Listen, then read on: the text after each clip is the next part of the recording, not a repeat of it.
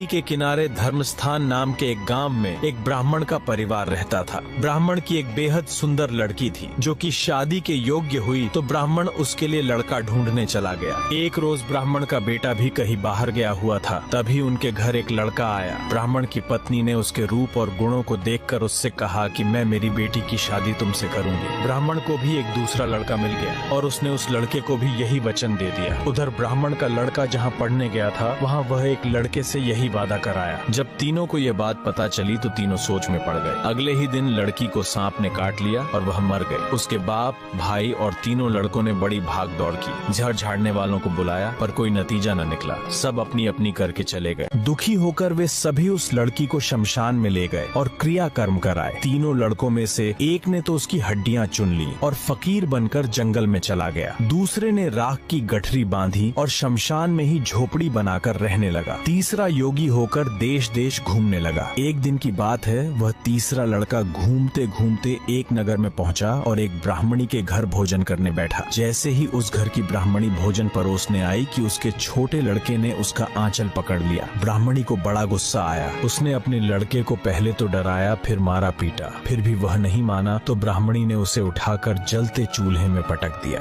लड़का जलकर राख हो गया। ब्राह्मण बिना भोजन किए ही उठ खड़ा हुआ। घर वालों ने बहुत निवेदन किया पर वह भोजन करने के लिए राजी न हुआ। उसने कहा, जिस घर में ऐसी राक्षसी हो उस घर में मैं भोजन नहीं कर सकता। इतना सुनकर वह औरत भीतर गई और संजीवनी विद्या की पोथी लाकर एक मंत्र पढ़ा। जलकर राख हो चुका लड़का फिर से जीवित हो उठा। बालक को जीवित देखकर ब्राह्मण सोचने लगा कि अगर यह पोथी मेरे हाथ लग जाए तो मैं भी उस लड़की को फिर से जिंदा कर सकता हूँ। इसके बाद उसने भोजन किया और वहीं ठहर गया। रात को जब सब सो गए तो वह ब्राह्मण चुपचाप उस पोथी को लेकर चल दिया। जिस स्थान पर उस लड़की को जलाया गया था वहाँ जाकर उसने देखा कि बाकी दोनों लड़के भी वहीं पर बैठे थे, क्योंकि उन्हें पता चल गया था कि तीसरे लड़के को संजीवनी विद्या की पोथी मिल गई है और वह मंत्र पढ़कर लड़की को जिंदा कर सकता है। उन दोनों ने हड्डियां और राख निकाली। ब्राह्मण ने जैसे ही मंत्र पढ़ा वह लड़की राख में से जिंदा हो उठी। अब तीनों उसके लिए आपस में झगड़ने लगे। इतना कहकर बेताल बोला, राजा बताओ कि वह लड़की किसकी स्त्री होनी चाहिए। राजा ने जवाब दिया, जो वहाँ कुटिया बनाकर रहा उसकी। बेताल ने पूछा, क्यों? राजा बोला, जिसने हड्डियां रखी वह तो उसके बेटे के बराबर हुआ। जिसने विद्या सीख कर जीवन दान दिया वह बाप के बराबर हुआ। जो राख लेकर रमा रहा वही उसका हकदार है। राजा का यह जवाब सुनकर बेताल फिर से पेड़ पर जा